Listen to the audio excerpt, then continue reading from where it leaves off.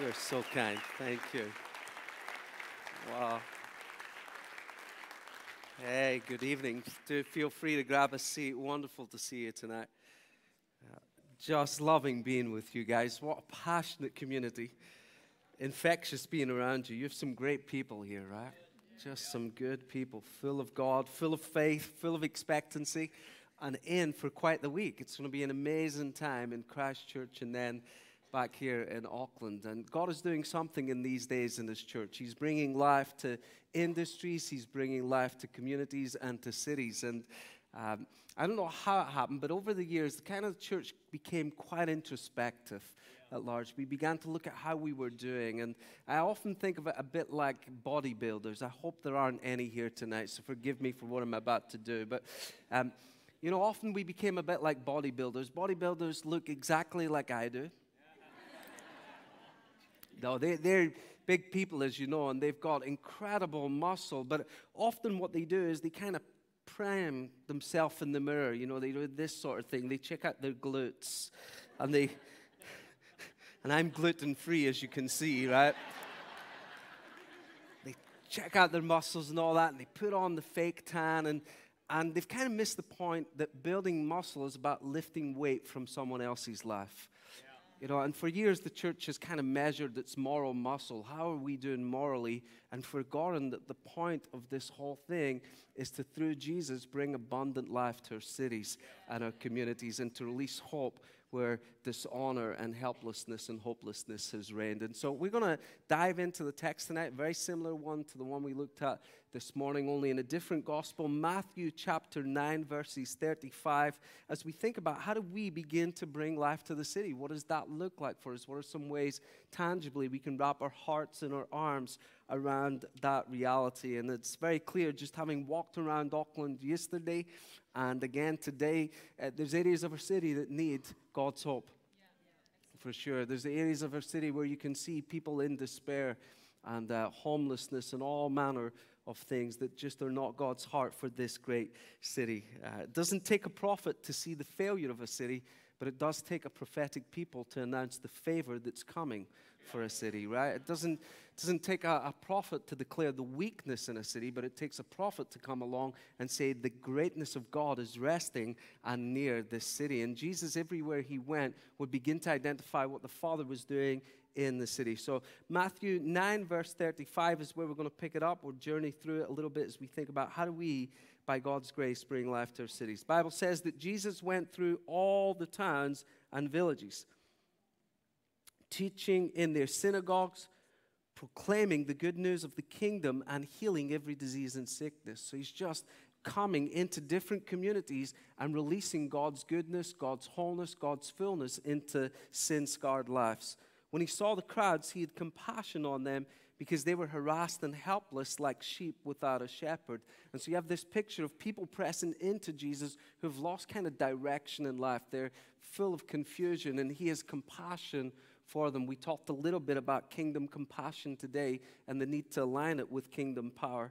And He says they were like sheep without a shepherd. And then He goes on to say, ask the Lord of the harvest to send out workers, or phrased differently, to send out fathers or shepherds into the field. You know, the thing about shepherds is they don't work in a building, do they? I meet many people who want to be called by God to be a shepherd, but think shepherds stay in churches. And shepherds don't stay in buildings. They're out among the people. And sometimes God has called you to be a shepherd in engineering. And sometimes He's called you to be a shepherd in architecture or in law or in hairdressing. It's one of the things I admire most about Pastor Tack is his hair, right? It's the glory of a man is his hair. It's beautiful.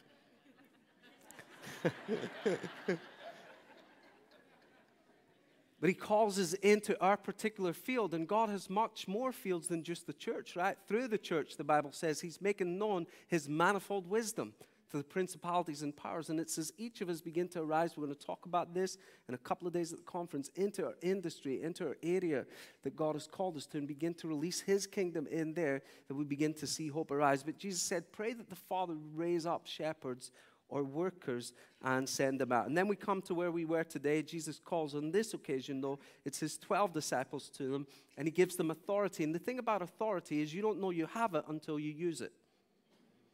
You can't see authority, but when you use it, it manifests. When you give it away, it comes alive in your hand. In other words, you don't have to have it all together to begin giving it away. One of the ways that you see you have authority is you release it into other people's lives. And so he gives them authority, and they're kind of looking at themselves, wondering what it looks like. And it says he gave them authority to drive out impure spirits, to heal every disease and sickness. And then it lists the names of the disciples in there. The word disciples just means learners. In the Greek, mathetes, just means learners. So it's got a big, do you guys put a learner sign on your car when you go to drive? Yeah. I'm not giving you a benediction right now. I'm showing you an L. That's not what I'm doing here. It's just an L. Every disciple's a learner, right? We're just learning, how do we bring life to the city? How do we do what Jesus did? How are we supposed to do what he sends them out to do here? And this is what he says to them. He sends them out with the following instructions. He says, don't go among the Gentiles and the Samaritans. Go rather to the lost sheep of Israel. And he says, as you go, proclaim this message. And we're going to come back to this in a few moments. Heal the sick, raise the dead. It's quite a high bar, really, isn't it? Cleanse those who have leprosy, drive out demons. Freely you have received, freely give. And then he gives them some instructions. Don't take any gold or copper with you in your belts, no bag for the journey, no extra shirt or sandals or staff, for the worker is worthy of his hire. Whatever town or village you enter, search there for some worthy person, stay at their house until you leave. As you enter the home, give it your greeting. If the home is deserving, let your peace rest upon it. And if it is not, let your peace return to you. I just love that last verse. We might get there tonight. But it's so Jedi, right? If a home is deserving, let your peace rest upon it. I don't even know. How do you let your peace rest upon a home? We're going to look at that. And if it's not, let your peace return to you. Right? That's just a fun text to blow your mind. So Jesus is giving them instructions. Here's how you release the kingdom in every heart. Here's how you bring life to the city. And he says it happens as we go, that the kingdom comes as we go. That we get to see the fullness of the kingdom as we go beyond the boundaries and the borders of the church. And we highlighted that a little today. But I remember the first time I discovered this was in Coleraine in Northern Ireland. And we had gone out into the streets and we directed this banner just saying healing. And I'd gone there really because my friend had been on a ministry trip to Pakistan many years ago and had seen God do the most remarkable things. But his stories were really old, and he was from the Pentecostal tradition. And so in order to keep him quiet, really, I said, hey, why don't we just go to the street and you can show me what you did in Pakistan? That's kind of the idea. I thought, at least this way he'll be off my case and I don't have to listen to these old stories again and again and again. And so we go into the street, and we didn't actually, in those days, we didn't have a big banner. It was just the first time we were doing it. We write on a little whiteboard thing, miracles at 3 p.m. And I thought, oh my goodness, that's a bit presumptuous. Like, how does he know there's going to be miracles? And how does he know they're going to happen at exactly 3 p.m.? Like, it just didn't quite fit my theology. And anyway, so we put out some chairs, 2 or 3 chairs, and at 3 p.m., this Indian lady comes and she takes a seat. She's there. I believe it was her daughter. And he asked her, what's wrong with you? And she said, I've got arthritis in my knees. And he said, hey, you know what? I've often discovered that when people have arthritis or something wrong in their knees, that often there's an alignment in their body. There's a misalignment there. I'm just going to check the length of your legs. So he takes her legs in his hand, and one leg is like really shorter than the other, like about this much shorter. So short, it's kind of surprising she wasn't walking in circles. You know, when you see it, you're like, how do you get around anywhere? You just... So this is the days really before mobile phones really took off, and he begins calling out to our town center, come and see a miracle, come and see a miracle. And I'm thinking, what are you doing? And people begin to gather around, and he says, watch this, I'm going to speak to the leg, and the leg's going to grow. And he speaks to the leg, and instantly the leg shoots out. And I'm stunned. And then he prays for the lady, and he says, how is it? And she says, it's better. I'm thinking, no way. I've prayed for healing for years in the church, and hardly anyone ever gets healed. And here we are in the streets and we've stumbled into the middle of a move of God. How does that work, right? You know what that's like? You ever tried praying for people, you catch what they have?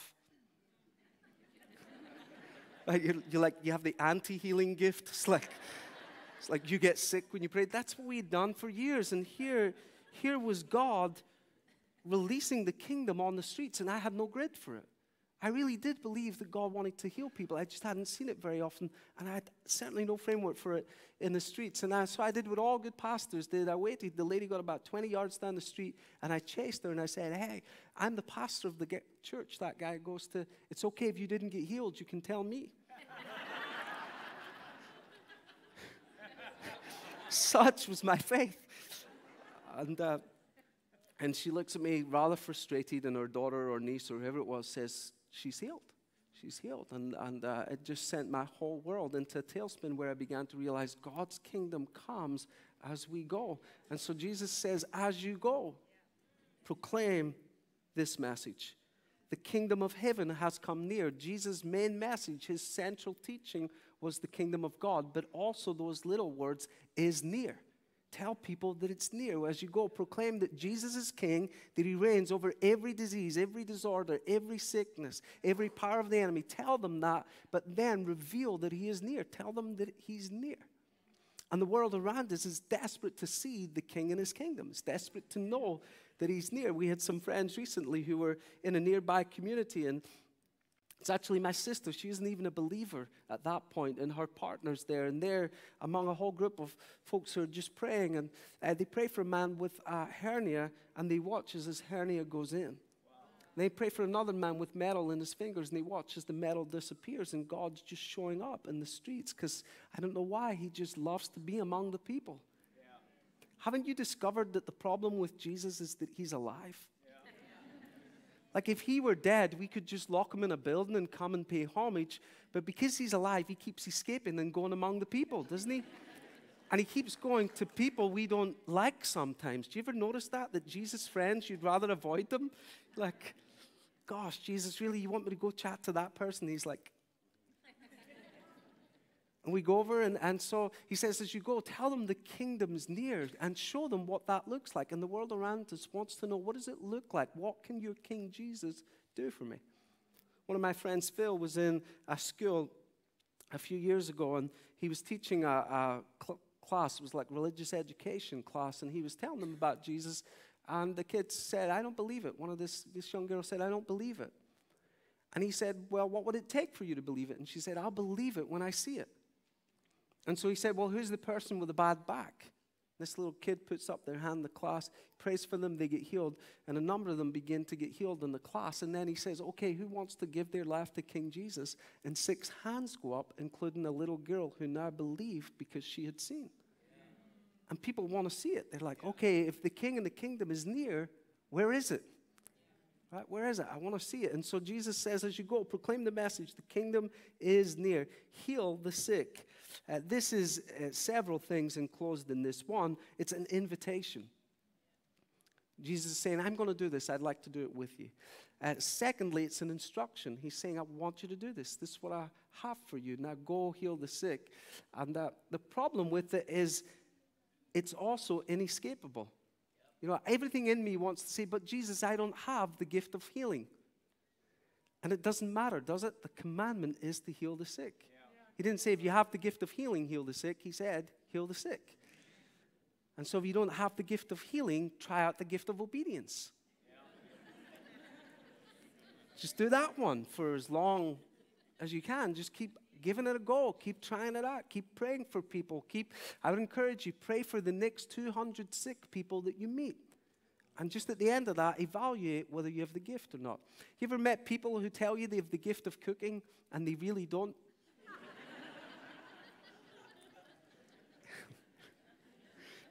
Just turn to your neighbor and say, I think he could be talking about you, but I'm not sure.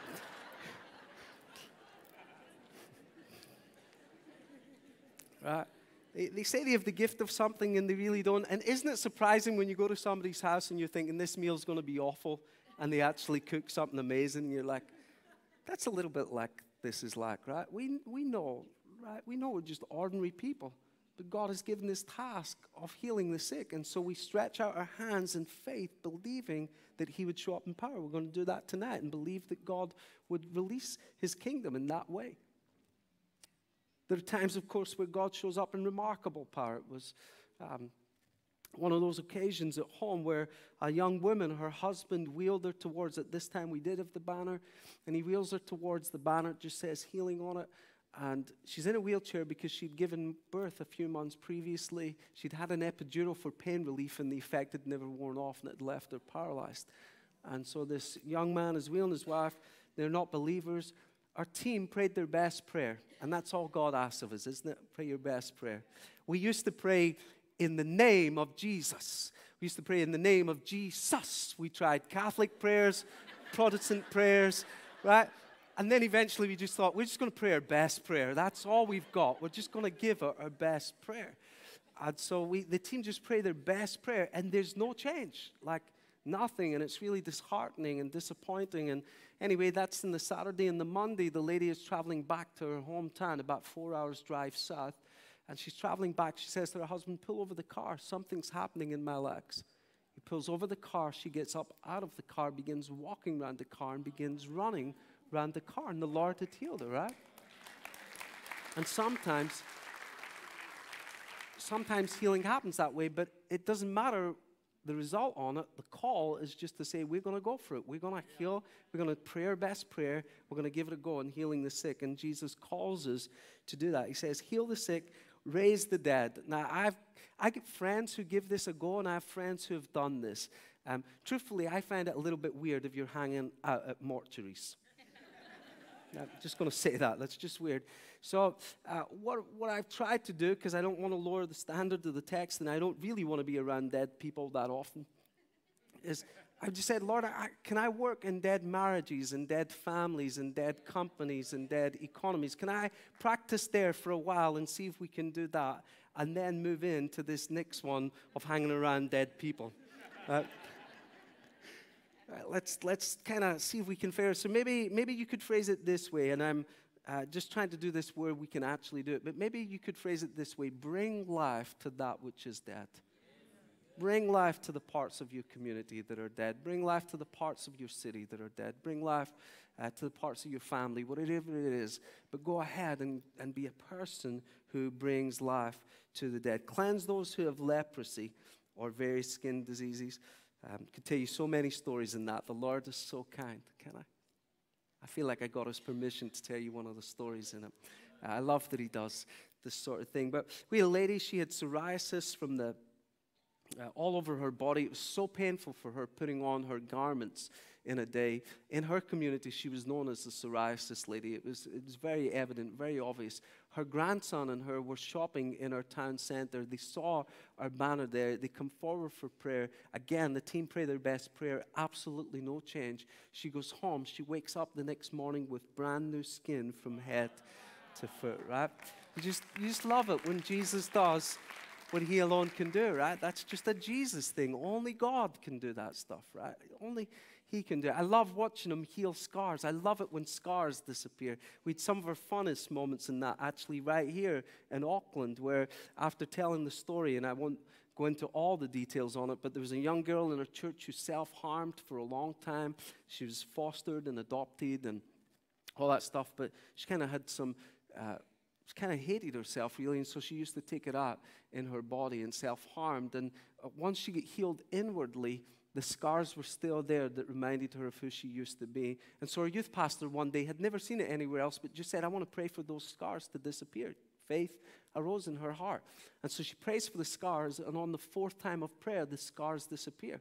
Well, we know if you get one, it's the door to many, right? So now with healing, we're like, oh, we got one. Let's see what else the Lord will do. Well, this young girl then, she's out in the street. Long story short, it's a sunny day, which it rarely is in Ireland, and she encounters someone wearing a long sleeve top, and she realizes this girl's a self-harmer. She prays for her, and on the second time of praying, the scars disappeared. Then we just did it wherever we went.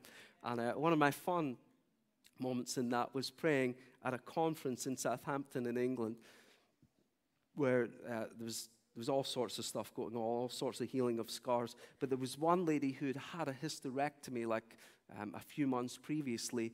And so that's why we say, only check it out, only if it's legal, only if it's appropriate. Because you can't check that out in a public space, right? You have to go somewhere else to check that out. So she goes to the bathroom, and she goes in there, and she notices that 80% of the scar has disappeared, and she watches as the other 20% disappears, right? And so heal the sick, cleanse the lepers, bring the kingdom, heal those with skin diseases. He says, freely you have received, freely give. Just give them what you've got. You don't have to have your life sorted to share it. We've all got enough by now, isn't it? No one has it all together, but together we have it all. That's a J. John saying. He's at UK and beyond, isn't he? No one has it all together, but together we've got it. We've got something worth giving to our communities. And Jesus says, you've freely received it, now just freely give it away. Sometimes you can pray for something when it's not even real in your own life. I know that's counterintuitive and a little different than what I used to teach. But do you remember that Abraham and Sarah were barren when he prayed for Abimelech, who was also Abimelech's wife, couldn't have kids, and he prayed for her and she got healed. Meanwhile, Sarah was still barren, right? Sometimes you can give away even what you don't have. By faith, you begin to reach out. Freely you've received, freely give. So I'd like to show you that for a moment. Does anyone have $10? I want to show you how easy it is to freely give and freely receive. Yeah, thank you. It's New Zealand dollars. Oh, we sat together today. Wonderful. If I'd known that, I'd have picked your pocket earlier. $10. Does anyone need $10?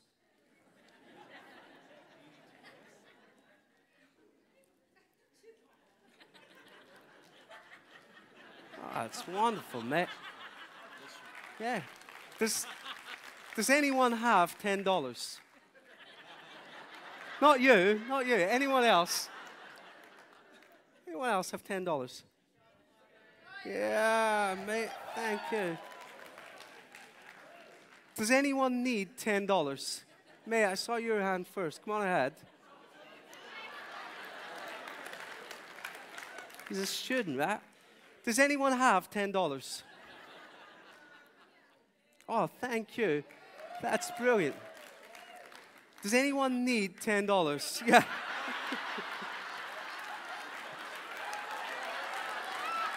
That's brilliant. That's brilliant. Anyone else other than Pastor Tack need $10? Yeah. Oh, yeah, way to go. Yeah, that's how I would do it. That's how I would do it. Anyone else got $10? Just, yeah.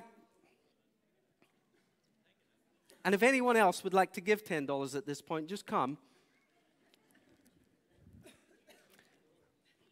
Yeah, if you want to give $10. Wonderful. Wonderful. Wonderful. Wonderful. Wonderful. Hey, well, what a brilliant night. Thank you all so much.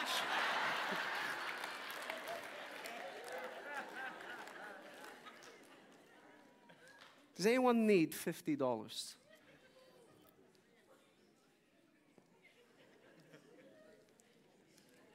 Hey, as I give you this tonight, what's your name? Aiden. Aiden, as I give you this tonight, you are going to be a woman who brings freedom. 50 in the Bible is the number of freedom. You're going to be a woman who brings freedom to so many people around you. You have freely received, and now you're going to be a bearer of freedom. It's great to meet you. And that's a brilliant Irish name, right? Aiden is a saint in Ireland. That's so cool. We could chat for ages, but I should finish up, shouldn't I? Great to see you. Thank you, Aiden.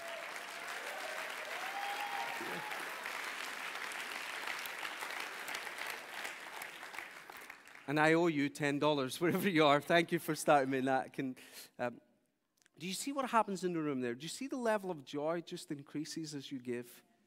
Like as you freely give and freely receive. Do you see how it just transforms the atmosphere? It's like that when we go to our cities and we begin to bring life. When we show up and we give what we have, it just begins to transform the atmosphere in our city. In our city at home, in Northern Ireland, that is, one of the problems in Northern Ireland, I don't know if you know much of its history, is there's tension, sectarian tension between Protestants and Catholics. They don't typically get on very well, and the marching season is when it's at the height, when the tension is at its height. They used to say, we only have 3 months in Northern Ireland, January, February, March, because they just march all the time. And the police, when the police show up at marches, it's a bit like these protests and all. When the police show up, they become the target of abuse and all that kind of stuff. And so it's difficult for them. So they called our church and they said this. They said, hey, the marching season is just about to begin. They said, and if we show up, it's going to inflame the tension. And then this, their exact words, but when you show up, the atmosphere changes. Wow. When you show up, the atmosphere changes. Would you come and effectively police the march? And so we had this little Irish Catholic girl policing a Protestant march. It was a wonderful thing, right? And you want to be that community in your city, Church Unlimited, that when the reputation you have is when Church Unlimited shows up, it changes the atmosphere. Because, wow, you guys, the atmosphere of your house is incredible. That atmosphere in worship tonight, Auckland needs that. Let's define the party. Let's define what happens in our community. Freely giving, changing the atmosphere, freely receiving. He says this, and we're almost there. He says, whatever city you enter, whatever town or village you enter, verse 11. And what he's saying, as we said this morning, is it doesn't matter where you go. You can pick a city, but whatever city you enter, let what I've put in you rest on it. Then he says, let your peace come on it. And we'll finish with this, and then we want to do some ministry. He says, then let your peace come on it. All of this in bringing life to the city. We're on our way back from Slovakia. It'd been an interesting ministry trip. We'd watched Jesus create an inner ear in a man's ear, oddly enough. We'd watch a lady delivered from several demons at a bus stop. We're absolutely exhausted. We're on our way home from Bratislava. And we get on the flight, and our team gets all split up on the flight. And my friend Mark, the guy that I mentioned from Healing in the Streets, Mark is there, and he gets on the flight, and he's quite a big guy. He's a muscular guy, and he looks around to see if there's a seat where he can just settle in. As he looks at one of the seats, there's this very slim Spanish lady in the middle seat and her boyfriend in the window seat. And so he goes to sit there, and she says, you might want to sit somewhere else. I get very nervous when I'm flying, and I make everyone else around me nervous. And Mark looks at her, and he said, don't worry, my peace will balance out your fear. Right? That's like a total Jedi thing. Normal people don't say stuff like that in a flight, right? That's why we call Mark the Jedi Master. You're just like, ordinary people, Mark, they don't say, my peace will balance out your fear. But that's what he said to her. He sits down, and sure enough, as the flight is getting ready to take off, it's on the runway getting ready to take off, this girl starts acting up. So Mark leans across. He's in the aisle seat, and he leans across to the other aisle where there's a man in a suit, and he says, excuse me, sir, you look like a Christian, are you? And the man nods. And he says, I'm going to drive a demon out of this girl. Would you mind praying while I do that? I don't even know how the man responded. Anyway, Mark, as the flight is taken off, our team is all scattered around the flight. By that point, I've fallen asleep, and I wake up with the shriek of the demon as it leaves the girl on the flight. And I'm like, what did I miss? What did I miss? That's God's peace coming on a place, right? That's what peace looks like. Jesus says, when you come to a place, let your peace come upon it. See, in the Old Testament, they used to request peace for their city. That's how it was. You know, Jeremiah 29, verse 7 says, pray for the peace and prosperity of your city, because if it prospers, you'll prosper. And that was the model. In the Old Testament, you pray for the peace of the city. But in the New Testament, God has moved in. And we don't just pray for peace in our city. We don't just request peace for our city. We release peace in our city. Right? And he says, where you go, release your peace. Let your peace come upon it. And that peace is the shalom of God, the wholeness, the fullness, the soundness of God. God's peace in people who have mental fragility, you just begin releasing his peace. I really believe that's part of what healing is. It's not all physical healing, is it? Some of the greatest challenges, some of the greatest difficulties we'll see in the coming years is in mental illness, and just the Lord beginning to release his peace into that area through his church. So we want to be, don't we, the kind of people who bring life to the city. And this is my final story, and then we're going to pray. I may share this story at the conference, actually. But there's a young girl who was interning at our church. Her name is Ray. Ray is from Brazil. And one time she was dropping a friend to the airport, and it was a little early in the morning in the way home, so she stopped into a store. I'm just curious if you have it in New Zealand. Do you have Primark or Primark here? No. So she stops into that store in Northern Ireland, and she picks up a couple of garments. It's early in the morning. It's about 9:15, somewhere around there. She picks up a couple of garments, and she goes up to the cashier's desk, and she gives her the garments, and the cashier says to her, "Oh, that's a brilliant accent. Where are you from?" And Ray says, "I'm from Brazil." And she said, "What on earth are you doing in Northern Ireland?" Which is a great question to ask someone from Brazil. And Ray said, "Well, I'm a Christian. I'm working with the Vineyard Church. I'm here to tell people about Jesus. Do you know Jesus?" And the girl said, "No, I don't know Jesus." And Ray begins to tell her about Jesus. And then she says, "Would you like to know Jesus?" And the girl says, "Yes." So Ray prays for her right there and then. She begins to pray for her. And as she prays for her, the girl's just crying and crying and crying. She opens her life to Christ. Beautiful. And then she says to Ray, "Look, I'm in no fit state to process your order. Would you mind if I call over a colleague?" So she calls over her colleague, and the colleague comes over. She leaves. The colleague comes over, and they say to Ray, "What happened?" And Ray said, "Well, she asked me where I was from. I told her I was from Brazil. She asked me what I'm doing in Northern Ireland. I told her what I was doing. I'm here telling people about Jesus. I asked her, 'Do you know Jesus?' She said, 'No.' And she tells her the story. And then she says, 'Do you know Jesus?' And the girl said, 'No.' And Ray said, 'Would you like to know him?' She said, 'No.' And Ray looks at her and she said, 'Well, could I pray for you?' And she said, 'Okay.'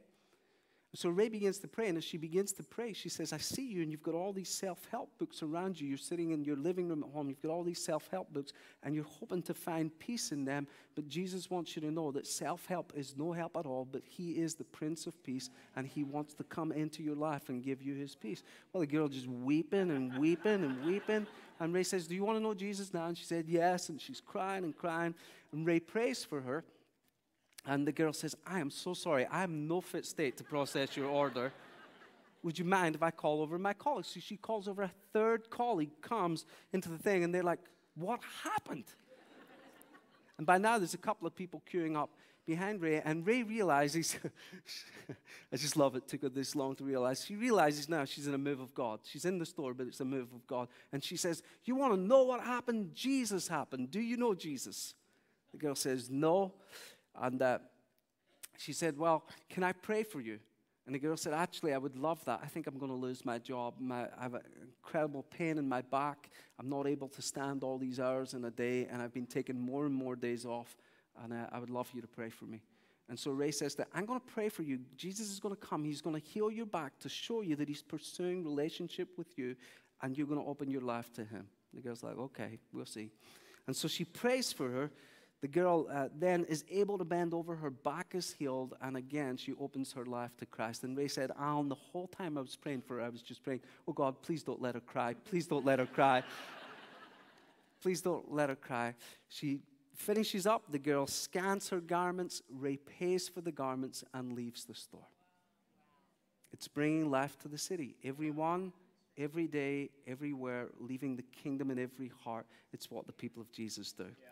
Up for doing that together? Yeah. Hey, wonderful. Why don't we stand together? Well, hey, I want to spend a few moments, if you were up for it, guys, just praying together for some physical healing, just learning how to do that. Remember, we're all learners. There's no failing. Why don't we stand together? We'll do it this way.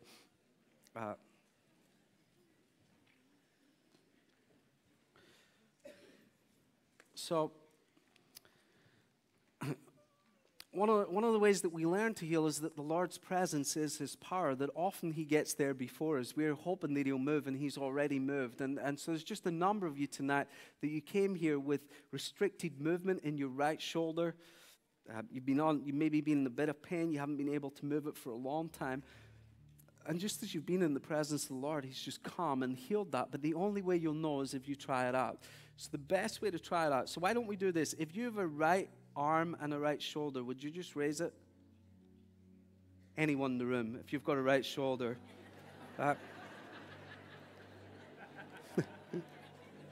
If you've had pain or problems in your right shoulder recently, why don't you just try doing this? Try moving it in some way. Try it out.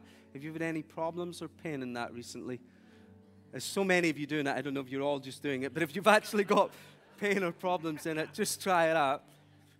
And then some of you, you're like, oh my goodness, it's gone. It's better. So if that's you and the Lord has just brought healing to your right shoulder and you're trying it out, why don't you just wave at me? Just wave at me wherever you are, right here. Right here. The two of you together, that's a good place to stand. That's a little hot spot up here. Where else? Right at the back here. Anywhere else. And as you're, yeah, right. Anywhere else, you're trying it out and you change right at the back here, lady here and here. Isn't that the kindness of Jesus? Nobody prayed for you. It's just His presence in the room, right? That's what I want you to see, because there's some places you can't pray for people. You know, like in hospitals and certain occupations, you can't pray. And you just need to know that the presence you carry, when it's released, can bring healing, right? So you don't have to get caught up in that. There's some industries it wouldn't be appropriate for you to pray in, but you can release His presence. So where are those of you who you're like, man, that's healed or better? Would you just wave at us again? Maybe both hands this time. Those of you who raise your hand there. Yeah, over here, here, here, up the back there, here, here. Would you keep waving it if you've had that problem for more than like a year? Yeah, what did Jesus do, man? What's better? Your arm's better? Shoulders better? How long's it been in pain or problem? 7 years. Come on. Isn't that kind to the Lord to do that? So then are you guys okay? I don't want to stretch. Is this okay, Pastor Tack? I just want to show you how this works. Let's do knees now. You up for that? Right? You're like, is this word of knowledge? No, it's just the kindness of God. He's just good at this stuff. He loves doing it. And all I'm doing is working through the head, shoulders, knees, and toes thing. You're like, there's some deep spiritual insight here. No. It's just head, shoulders, knees, and toes. But some of you right now, the Lord's just brought healing to your knees, and you weren't aware of it, but He just did it while we were standing and while we were even thanking Him for what He just did in the shoulders. He's just brought healing to your knees. So again, the best way to do this is if you have knees, would you just stand? And then if you've had problems with your knees, you might just want to try it out. Even and all, just try it out. Try moving that in some way. It might be a sports injury that you've had, cartilage problems that you've had, and it might just be bone on bone. But the Lord's just beginning to heal it. Some of you can feel heat in it. But just go ahead and try it out. Try doing something you couldn't do before. Go ahead and try it out. And again, where there's improvement or healing in that, would you just wave at us? Would you just like, hey, that's different. That's changed. Where are you? Yeah, over here. Where else? Here. Mate, what's better? The clicking's gone? Yeah, come on. Where else? Yeah, what's better?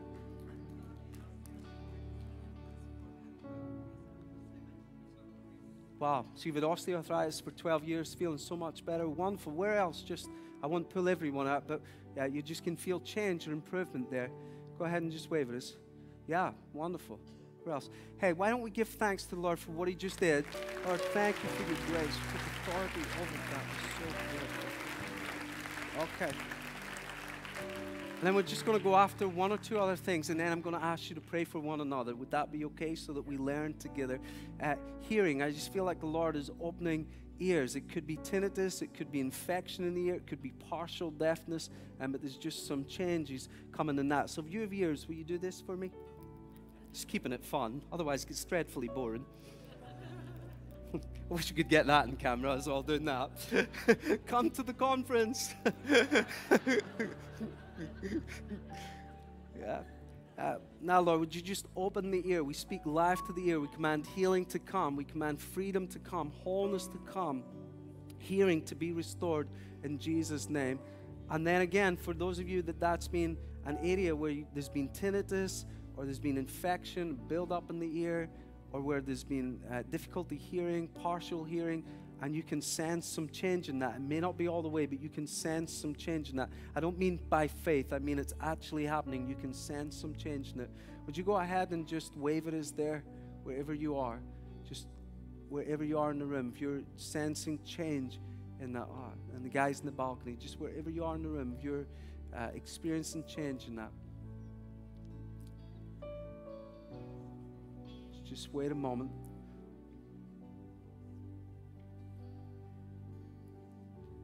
You're just beginning to experience some change in that. If that's you, would you just wave at me? Just wave. It's hard to see fully. Yeah, just over here in the back corner. And is there anyone else? Yeah, over here.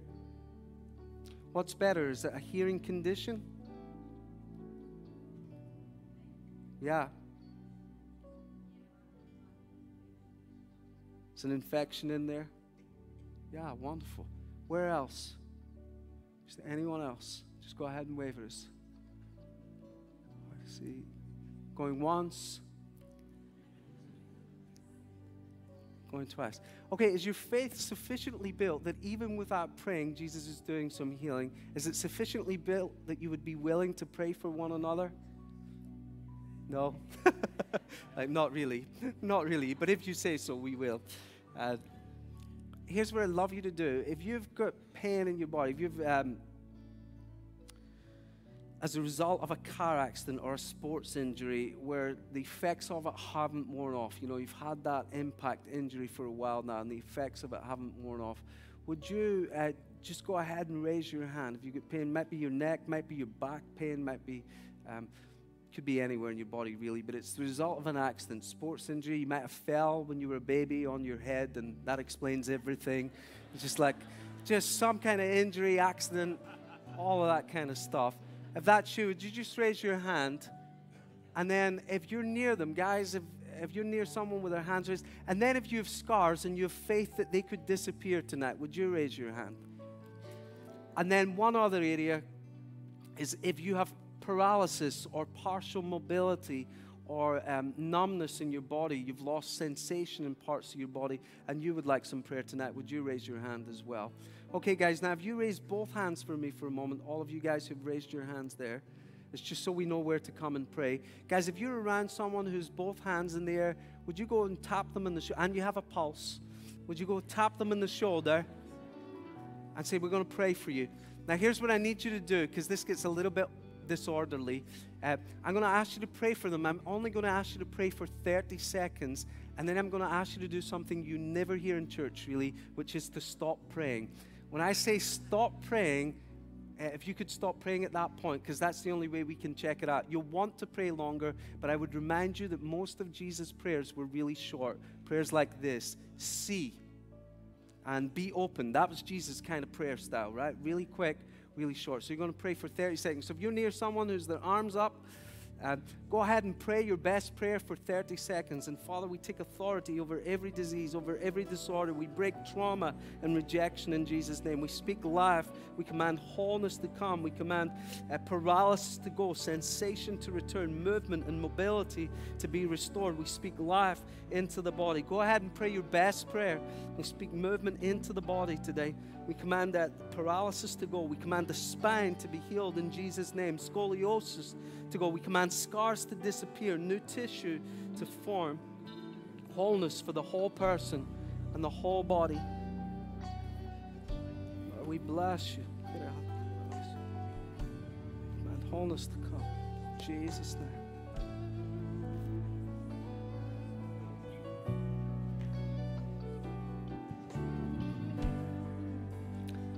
That's wonderful, guys. Now, this would be a great time to stop praying and just ask them, try it out. Just say, hey, could you try it out? Is there any change, any improvement? So just have them try it out. Any change, any improvement, any difference?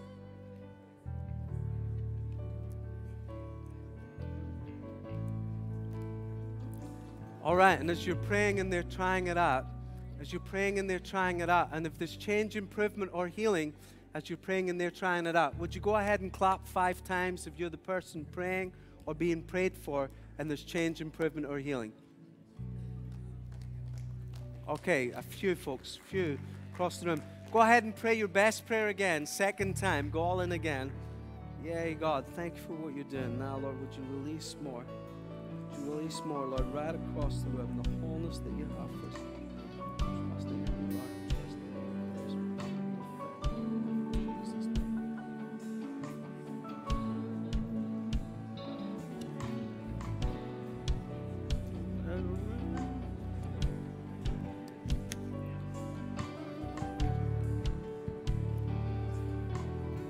Thank you, Lord. More, Lord. And again, that's a great praying, guys. So great time to say, hey, would you try it out again? Last time, would you just try it again? Try doing something you couldn't do before, only if it's appropriate, only if it's legal. But go ahead and try it out. Try moving that in some way. And again, if you're the person being prayed for or the person praying, and there's change, improvement, or healing in either of those two occasions, whether you're the person praying or the person being prayed for, would you go ahead and clap 5 times, and we'll know where healing's breaking out in the room. Wow. Wow. That's a lot of healing. Okay, those of you where there's change, improvement, or healing, would you just wave your hands just high up above your head? Have a look, guys, right across the room. Wow. Wow. Wow. Wow. So again, change, improvement, or healing, just wave it. I just want to see that again. Just make sure that my eyes are not deceiving me. Yeah, stunning. Stunning. Any of you, just for my own encouragement in this, any of you who are waving at me, is that paralysis or new movement or sensation returning? Would you just wave your hand at me one more time? Yeah, seeing that everywhere we go at the minute. It's so beautiful. Anyone else? And up here as well? What's restored?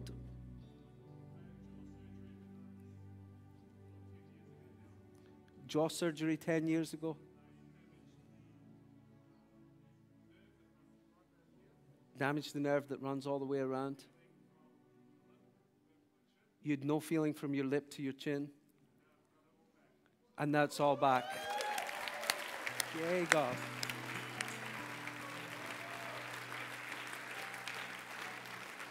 Come on. Guys, I would love to hear some of those stories. If you email Salah or some of the guys, I'd love to hear what Jesus has done. I'm going to hand it over to Pastor Tak.